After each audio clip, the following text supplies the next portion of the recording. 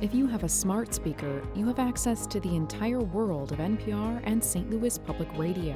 All the latest news and all the captivating stories. Activate our voices with yours by telling your smart speaker to play St. Louis Public Radio. The Missouri General Assembly is back in session after a lengthy spring break, and State Representative Elijah Haahr and his colleagues will have some big decisions to make in the next few weeks. The Springfield Republican joins us next on another edition of Politically Speaking. 9, 8, 7, 6, 5, 4, 3, 2, 1. I think that is fair As to I say. say, hands to kiss and babies to shake. But I think my record speaks for itself. That's a really good question. Hello and welcome to the Politically Speaking podcast. I'm your host, Jason Rosenbaum, a reporter with St. Louis Public Radio. Joining me in studios in St. Louis is colleague Joe Mannies. And joining us through the magic of radio in our Jefferson City studios, we have as our very special guest for this week, State Representative Elijah Haahr from the 134th District in Southwest Missouri. Welcome to the show. You're a first-timer. I am a first-timer. There are so many state reps in Springfield and Southwest Missouri that I don't think we'll ever get to all of them, but we are collecting them on our show at a rapid pace. Representative Haahr, I guess you're in your second term in the Missouri House. Is that correct? That's correct. I'm midway through my fourth year in the legislature. So before we get to your background and any hard-hitting questions, tell us what your district encompasses. I guess it's a lot of Springfield, but just kind of give us a sense of what you represent. So I'm primarily Southwest Springfield. It's a heavily urban or suburban district. We're best known in the northeastern quarter of my district is the national headquarters of Bass Pro. Yes. The first store, so to speak. Where so you can get lost very easily. Oh, I can it's attest enormous. to that. That's right. And what is that the only thing in your district, or do you have other things besides Bass Pro? We have quite a few businesses in my district, and then I go well out into the suburbs of Springfield, and so I'm really fortunate in that I can door knock, go door to door, and basically the entire portion of my district. I just can park at any city block and just start walking. I don't have a very rural district, so I don't have to, reach those people by radio or TV, and the blue-collar area of my district where the homes are smaller and closer together, we're really fortunate as far as where I can door knock basically every house in my district.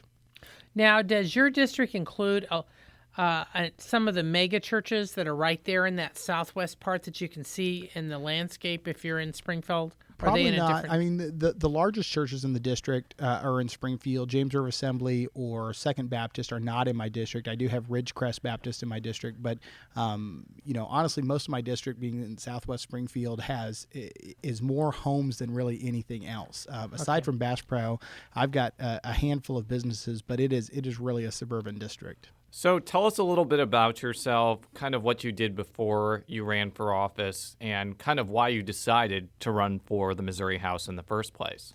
So I was born in northern Iowa, and my parents, my dad was a educator, and my mom was a social worker, and they decided at a fairly early age that they were going to try homeschooling. And so when my older sister and myself, my younger brother were born and they were homeschooling, Iowa was one of the last 3 states in the nation where that was illegal. And so they decided they were going to move somewhere else, and they'd heard Missouri had really good laws. And so they moved us down to Southwest Missouri. My dad started doing home building, and that was all the rage at the time. And so that's how we ended up there. But every year they would drag us up to the Capitol to meet our state legislators and talk about why they'd made that decision. And so I got used to being in the building. I got interested in public policy at an early age. And when the opportunity presented itself after the redistricting in 2011, I was drawn into a brand new district. It seemed like an opportune time for me to take the plunge and at least try in some small way to effectuate public policy in Missouri. So who were some of the legislators you encountered when you were a youngster? So when I was a youngster in Iowa, Jim Kirsten, Governor Terry Branstad on his first set of terms in Iowa were some of them that I remember meeting. And then when we moved down to Southwest Missouri, we've had a variety of them throughout the day. Norma Champion, Roseanne Bentley, Bob Dixon, When I first came back to Springfield after going to college and law school, I met Eric Burleson on his first time running for office, Lincoln Huff on his first time, helped them both out, and eventually, like I said, when they redistricted, got drawn into a brand new district, and it seemed like an opportunity for me to get involved. Yeah, because I remember over the years, I may have seen you when you were a young lad in Jeff City, because I've been there from time to time when the large various homeschool lobbies come to Jeff City to either lobby to protect a bill or to get another bill. So it was always fascinating to me to see that. It's kind of democracy in motion. And so it's very and so our listeners know, I mean, the homeschool lobby is major, and many give them a lot of credit for the ascendancy of some people like Todd Aiken and some other conservatives. Yeah, so it's definitely not an insignificant group. So give us a sense of kind of your niches and interests in the Missouri House, because you're in the mega majority right now, but it seems like every House member we talk to is able to find something that they're particularly interested in and good at. What are kind of your particular interests in the Missouri House? Well, I'm really fortunate because last year I got the opportunity to chair the Emerging Issues Committee, which is similar to the old General Laws Committee. We kind of get a mixture of everything. So in our committee this year, we've heard medical marijuana, we've heard Uber. In years past, we've heard the Tesla language. We've heard the big fight over refrigerated leasing for alcohol and brewers. We've really had an opportunity to get our hands into a lot of different issues. We've had the earnings tax. The issues that I've worked on this year, primarily threefold: the Uber issue,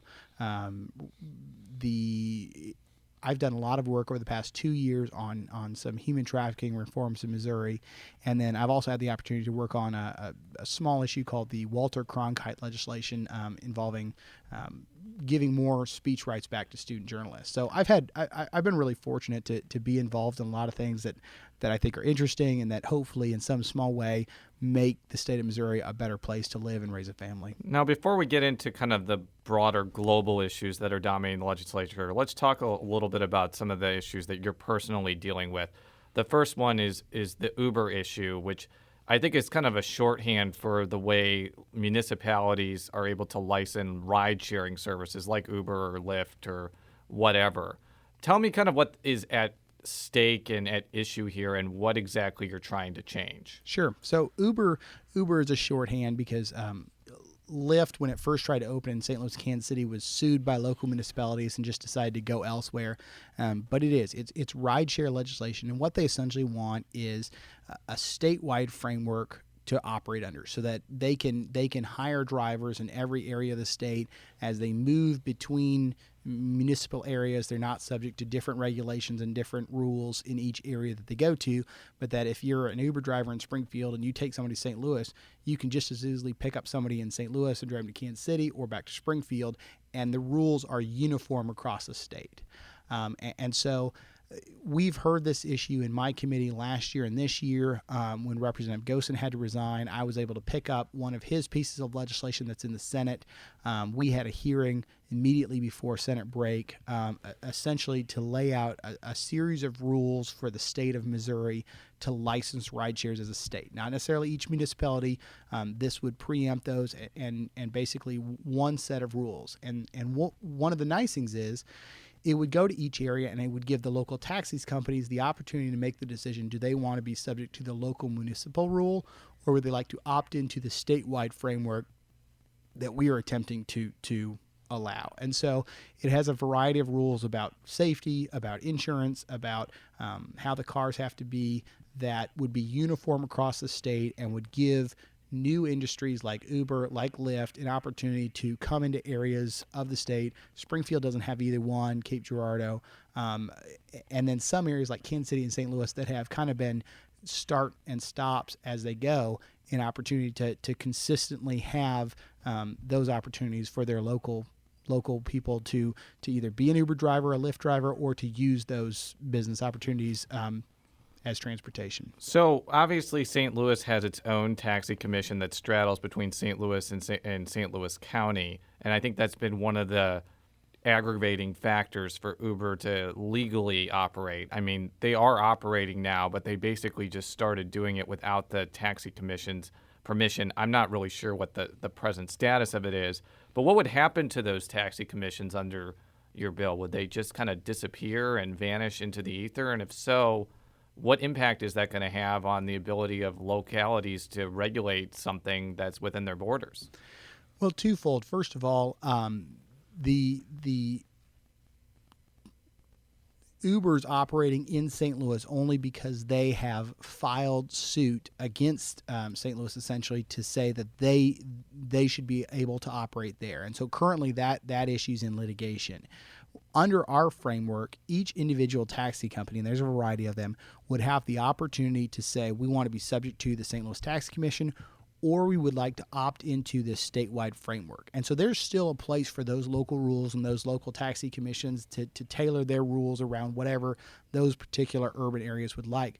But it also allows some freedom for rideshare services, which are operated very differently than taxi services, or the existing taxi services, to say we would like to operate under this statewide framework. There's different rules in regards to how they do background checks, in regards to how they do insurance, than they might have on a local municipal level. Now, is there any concern at all? I know in a couple other states there's been some high-profile tragedies involving Uber drivers or alleged Uber drivers.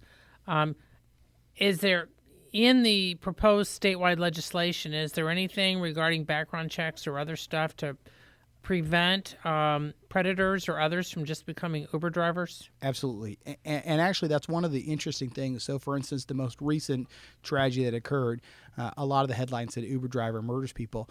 This person was one that had no history, no background check would have ever found out that they had some problem in their past that would lead you to believe they could have just as easily been a taxi driver, a preschool teacher, whatever it was.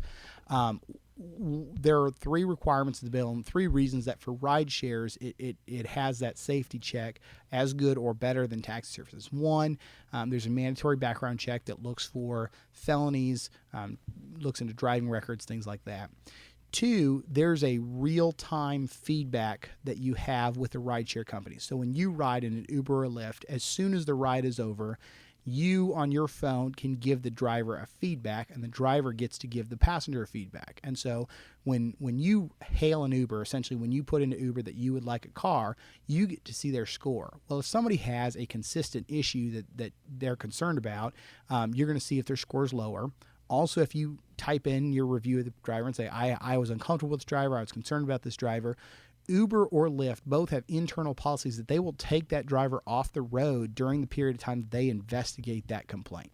And that's a very powerful tool. And then third, and most importantly, if someone goes missing on an Uber drive or someone goes missing on a Lyft drive, unlike a taxi service, because it's through an app, there is real-time GPA. So law enforcement can go back and request that, subpoena those records, and say, look, this is where the trip actually took them, and they have that immediate ability to locate that person. That's something you may not get with a taxi service. So there's actually, not just on the background checks, but on the feedback and on the ability to locate and follow that path, you have technology that gives people more safety than anything we've had in the past. So we'll be following that probably for the next few weeks before the legislature adjourns. Tell us a little bit about your human trafficking legislation, or more accurately, your legislation aimed at stopping human trafficking. Last year, and this actually happened several years ago, I met a person who ended up working with the Missouri Sheriff's Association, is their human trafficking advocate. And her and I got to be friends, and we've watched what's happened on the state level, on the national level. And we watched Congresswoman Wagner and some of the things that she was trying to do on the national level. And this friend and I talked, and I said, no one on the state level has really taken up this issue in the past few years, and I feel like there's some reforms that we could do. And so I offered one bill last year, and in the shutdown of the Senate during the last week of session, my bill died on the Senate floor, but I was fortunate enough to be named the chair of the interim task force on human trafficking. So we went around the state. We got to hear feedback from a lot of the different players in this, whether it's a safe house, local prosecutors, law enforcement, people that have been trafficked in the past and come out of it, got to give feedback on what they think the state could do to move forward in reforming human trafficking. probably the biggest thing that we confront is a concern that there's almost this melees among humans in Missouri and people that think this is an East Coast problem, that's a foreign problem, that it's not something that affects us here in Jefferson City, here in Springfield, here in our local neighborhoods. And so we heard stories from people talking about, they were invited to a party, they met somebody online, they went to some event, they were drugged, and then they were trafficked for a year or 3 years or 10 years. And this is a real ongoing problem. There's both sexual trafficking and there's labor trafficking, where you take groups of people to areas to do work, whether it's in the fields or hard labor, and it's against their will. It's modern day slavery. And so a few years ago, Missouri was at the forefront of combating this.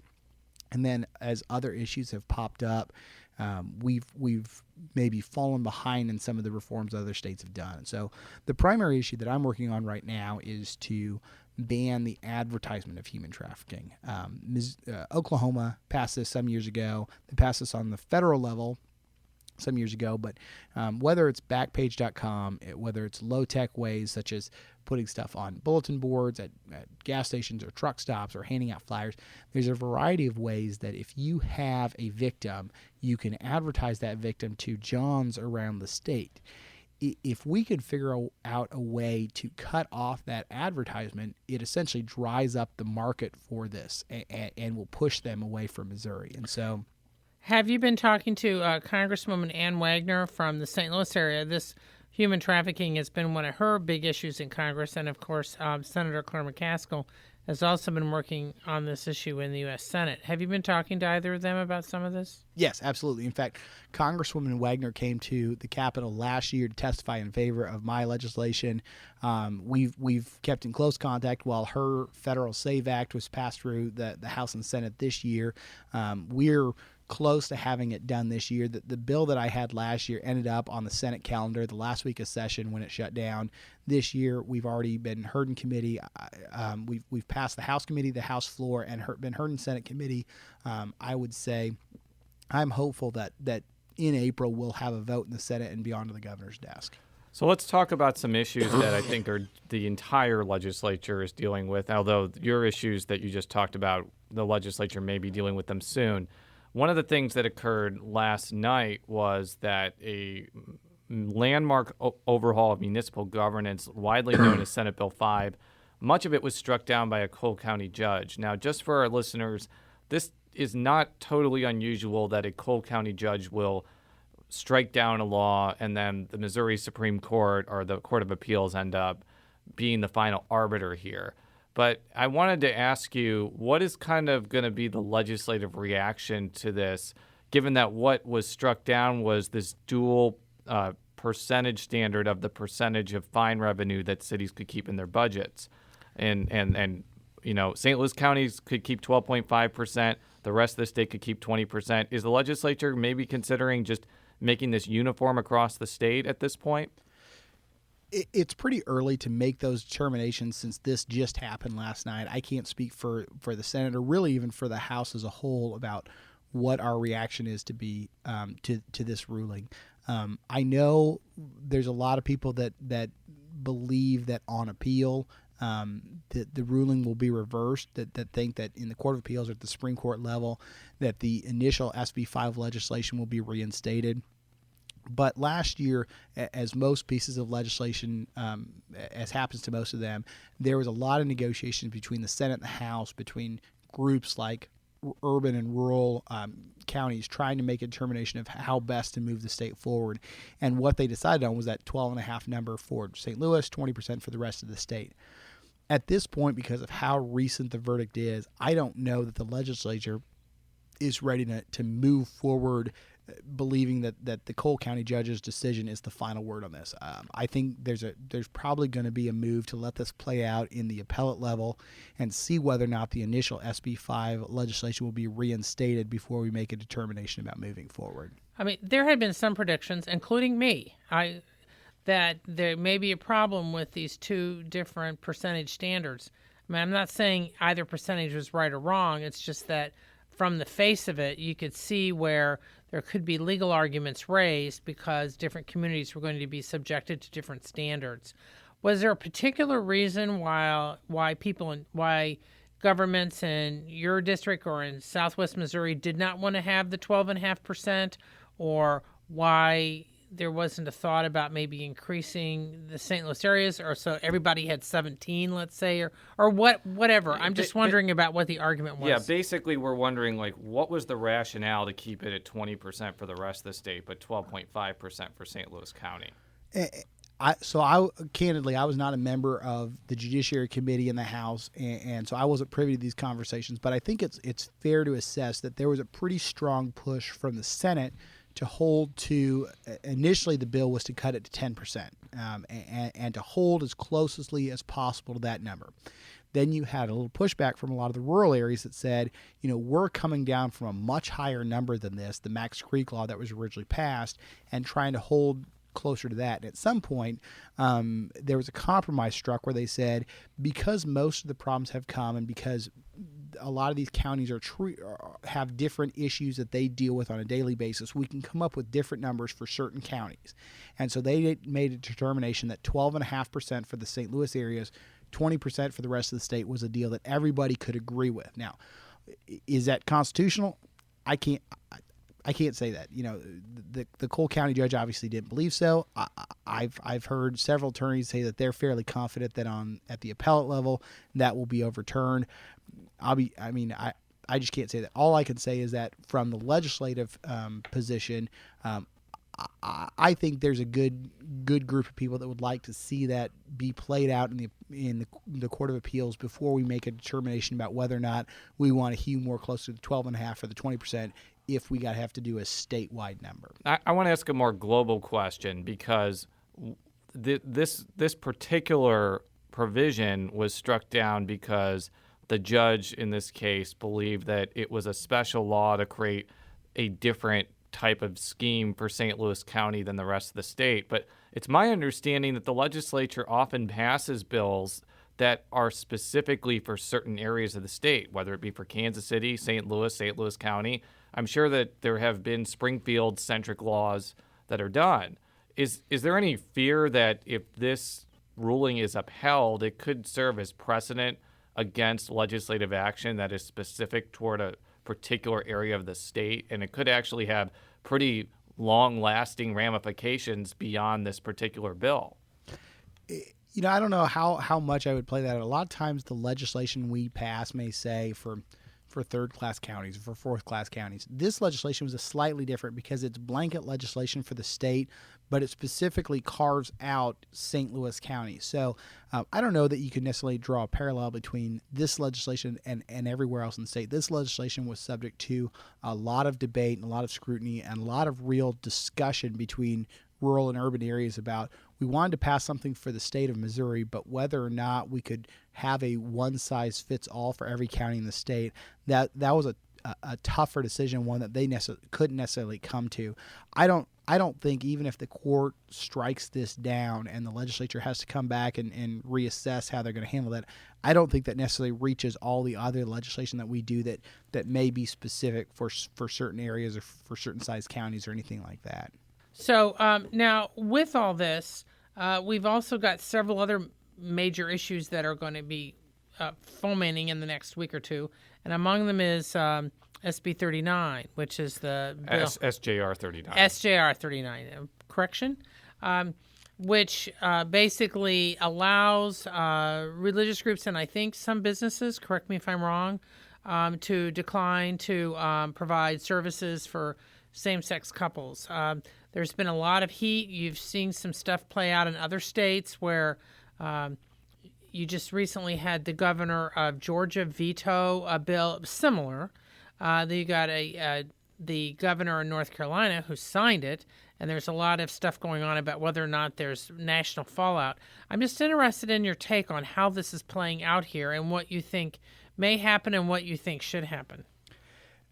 One of the things about SJR 39 that is unique is unlike a lot of these other states, unlike what we saw in Georgia and North Carolina, which, to be candid, are very different bills and deal with very different issues than what SJR 39 deals with. probably the most interesting about SJR 39 is actually what we just pointed out, that it is an SJR. It's not necessarily a bill that the House and the Senate vote on and the governor weighs in on. It's one that sends to the voters. And so, with the Supreme Court decision last year allowing gay marriage, we're now at a new point in our country's history. And essentially what we've got now is a divide where we've not, as a country, decided where the line for religious freedom and the line for preventing discrimination against same-sex couples, where that line needs to be drawn. And so you've had in certain states in the country, Oregon and New Mexico being the most obvious examples with the photographer and the cake maker, people that have said not necessarily that they don't want to provide goods to gay people, but they don't want to be necessarily involved in the actual wedding. And so what Senator Otter did is attempt to craft a bill that says we are going to protect religious groups and some vendors, specifically those cake makers and people with artistic or expressive businesses, protect them from whether or not, if they choose not to be involved in the actual wedding ceremony, if it's against their sincerely held religious beliefs. So the bill's fairly narrowly crafted, and then at the end of the day, if the House ends up passing it or sends it back to the Senate with some changes and the Senate passes it, it goes to the voters. And I think that's actually a fairly crucial part of this bill, because unlike what may have happened in Georgia or North Carolina, where something advanced very quickly, if this goes to the voters, the earliest it would be heard would be August, and it could be heard as late as November. This is not something that will be rushed through really quickly. It will have time to marinate. It will have time for the voters to consider it and try to weigh where they think that line should be drawn. And frankly, I think that's good for our state to allow our constituents to weigh in on something brand new like that, as to where that line should be and exactly how we want our state to move forward on an issue like that. Numerous business groups, including the Missouri Chamber of Commerce as well as the St. Louis and KC Chambers of Commerce, have come out against this particular proposed amendment. They've said that even though it is a constitutional amendment that needs to be voted on by the voters, it should just be scrapped because they don't even want a chance of it sending a bad message to potential employers and business groups. I'm sure that you've heard from a lot of those groups because many of them typically are generally friendly with Republican legislators. Is that going to make a difference about whether the House brings this up or not? I don't think it necessarily makes a difference as to whether or not the House debates it. I think obviously the business community has a strong voice in the legislature, and I think that's important because part of what we do is try to provide opportunities for businesses to thrive and succeed in our state. At the same time, I think it's a harder pill to swallow to say that businesses are telling the legislature, we don't want the voters to weigh in on this issue. And that's a harder decision. Now, whether or not we accept what the Senate did or we craft some alternative and send it back to the Senate, at the end of the day, I think it's a good thing for the citizens of the state of Missouri to have a say in this issue. And obviously a lot depends on how that issue is crafted, how it goes on the ballot, and which ballot it goes on. But I think this is a new issue, and it's a new issue for a lot of people to consider. And so it's an issue that has such weight and importance to both the religious community as well as to the LGBT community that I think there's a lot of value and a lot to be said to allow the state as a whole to weigh in, and not just 163 House members and 34 Senate members. The only other question I had on this is more of a strategic one. One of the things that I have noticed is the Senate has not really acted on a lot of ethics-related legislation that the House passed fairly early on. In some instances, they've either shelved it or changed it so dramatically that it's way beyond what the House passed. Again, this is probably more of a question for either House Speaker Todd Richardson or the House Majority Leader Mike Searpoy. But is it possible that that the House may hold off on dealing with SJR 39 until the Senate is a bit more active on some of these ethics bills? Or is SJR 39 just not strong enough of a bargaining chip to use to try to get that ethics legislation passed? I think it's fair to say that's a better question for House leadership. I'm not privy to conversations about House and Senate negotiations. All I can do is weigh each bill as I see it, whether it's a House bill or Senate bill, weigh it on its own merits and try to make a determination about whether or not it's a net positive to the state of Missouri to move forward. I can't say whether or not that it'll be used as a bargaining chip on ethics reform or anything else. We will have to see about that. Now, I want to just caution our listeners before we get to this next topic that we are recording this on Tuesday at 2:11 p.m. It's very possible when we post this that this bill may or may not be overridden by the time it goes, by the time this is posted. But the topic I wanted to talk about next is so-called paycheck protection, which is the moniker called by proponents, or paycheck deception, which is called by the opponents. Joe, can you just explain what this is, first of all? Well, basically, this would only involve public employee unions, not private unions. Basically, it would require the unions to get an annual authorization from the employees, and this would include teacher groups, by the way. The way the definition is, it includes teacher associations, to get an annual authorization for their dues to be deducted from their paychecks. Right now, they just have to do it once, although they can rescind it at any time. Now, this bill does not apply to police and firefighter groups and unions, which has raised some constitutional questions. I'm just interested in, we're going to be careful and not, the governor vetoed it. It passed both chambers by veto-proof margins, but just barely. The governor vetoed it, and it's now going to be up for override attempts. Without getting into the votes, because they may or may not have been done by the time we are airing this, this bill had been pushed once before, a couple years ago. I'm just interested in your take on what the general view is of the proponents who are trying to get this passed, and what do you see happening, whether or not it's overridden? You know, my frank belief, and we'll find out whether or not this prognostication is correct over the next few days, is that the House will act fairly quickly on this veto override. As you stated, we had 110 votes to pass it. That's an overwhelming, more than 2/3 majority of the House wants to move it. All of leadership is on board with it. So my guess is that we will move to it fairly quickly. It's our belief that union workers, it's imperative that they have say in where those dues go, and that this legislation moves that ball forward and essentially gives them those opportunities. And so I would guess that the House would move this fairly quickly. Obviously can't speak for the Senate because I don't know those determinations yet, or how they will want to move it if and when the House passes it. But my frank assessment is we will probably bring it up fairly quickly in short order, and I would be surprised if the vote is not identical or very similar to what it was the last time we brought it up. Now, is there concern about the constitutional issues? I mean, similar to what we're facing with SB 5, but in this case, it's because the police and firefighter groups and unions are not included. In fact, the governor's veto letter made reference to that. Was there a particular reason why police and firefighter associations and unions were not included? Once again, on this issue, I was not either the bill sponsor or a member of the committee that the bills moved through. The constitutional issues were raised at somewhat the 11th hour, right before everything was sent to the governor. And so I've not actually had the opportunity to do a deep dive into the details of that to make a determination. My preliminary review, I did not see a constitutional problem with the legislation as drafted. But again, it was an issue that was somewhat brought in right at the end. And so it's an issue that kind of has been used to look back on the legislation and try to kind of Monday morning quarterback it and say, here's the problem with the legislation after it's been drafted. It's not something we heard early on in the debate. Now, one of the other things I wanted to ask you about was the fate of photo ID. That's another issue that's expected to get some sort of vote in the next few weeks.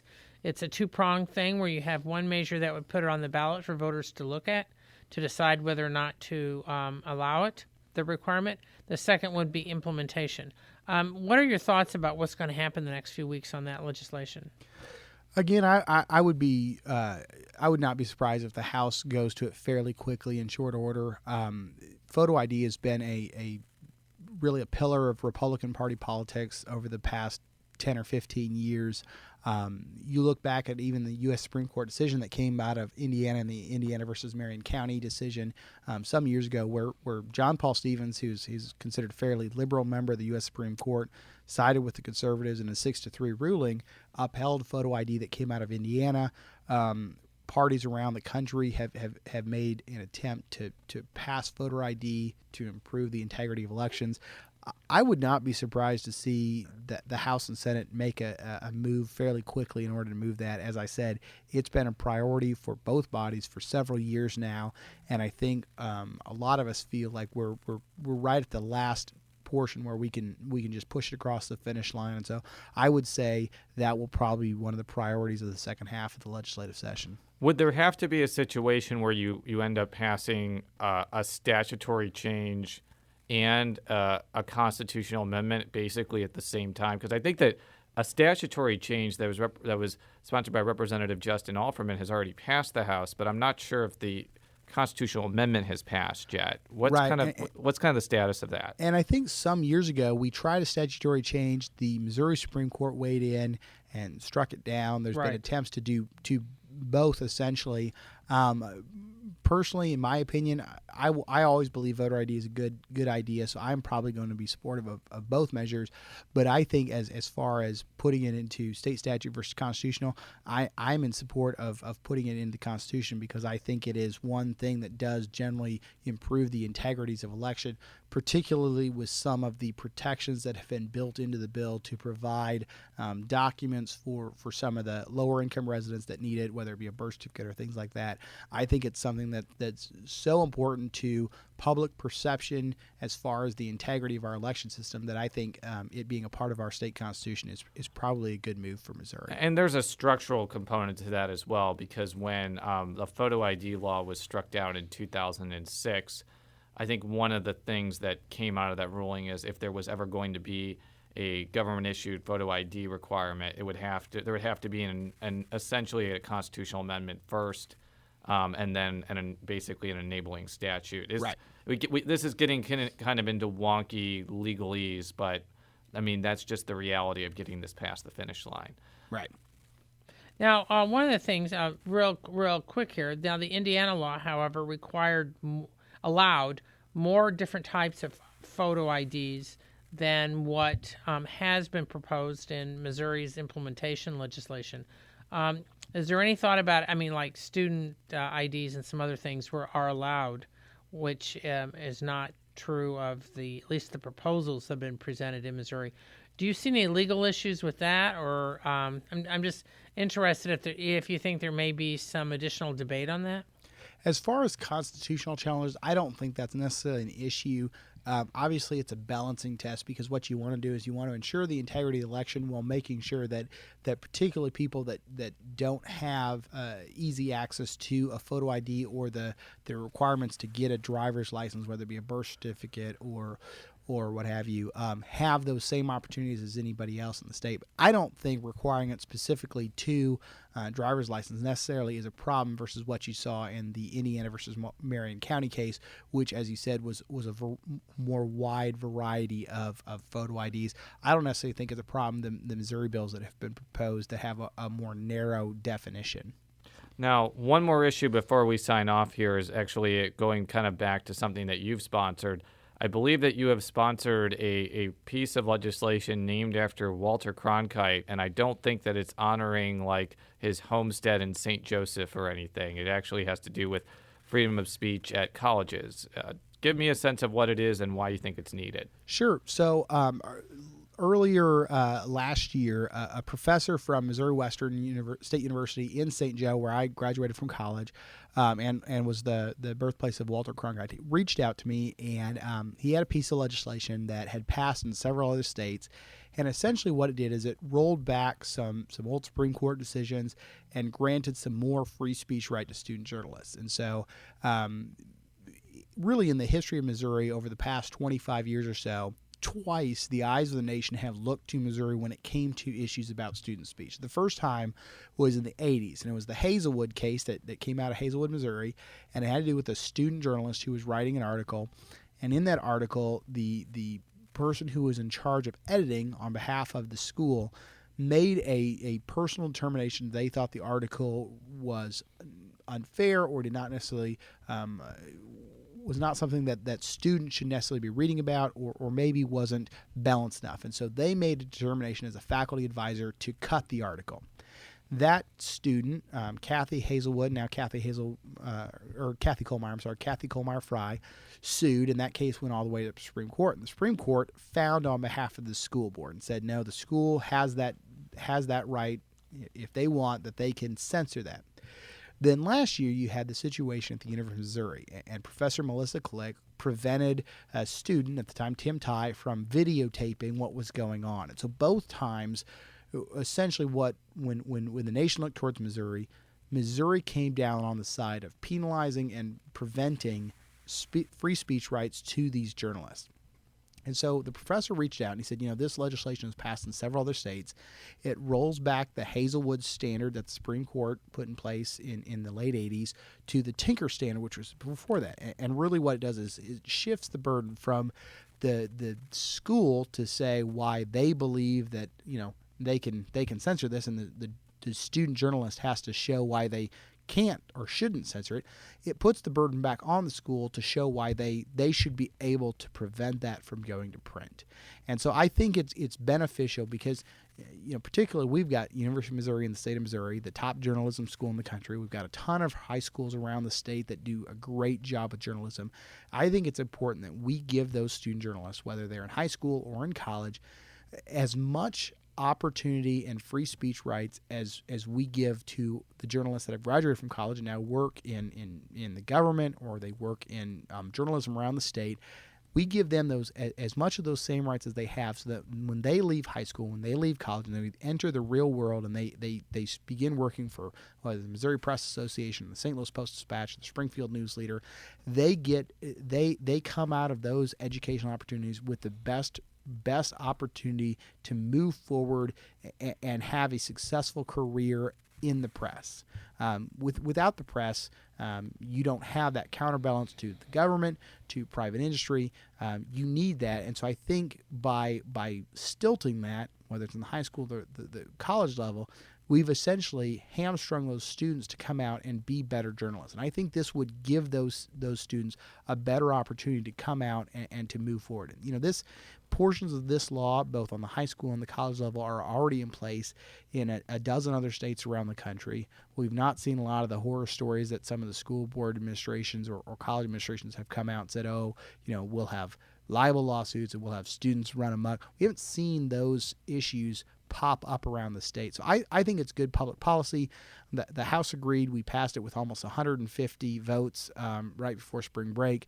Senator Schmidt is going to carry the bill in the Senate. We're hopeful we can move it through the Senate and join those other states.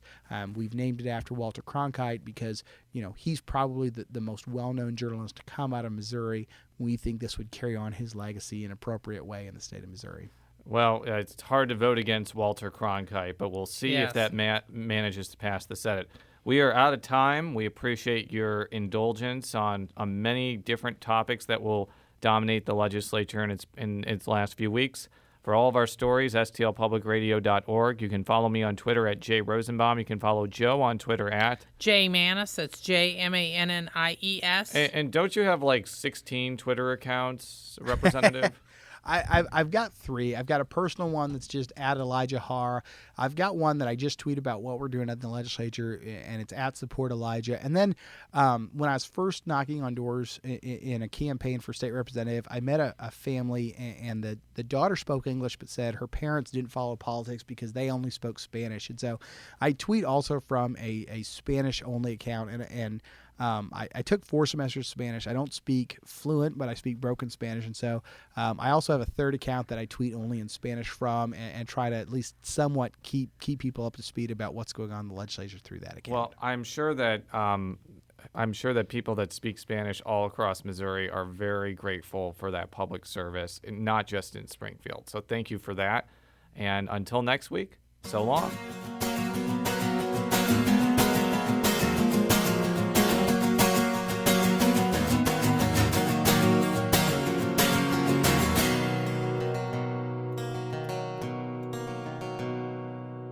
Buried deep as you can dig inside yourself and covered with... The Gateway brings you the day's news from the St. Louis region and across Missouri.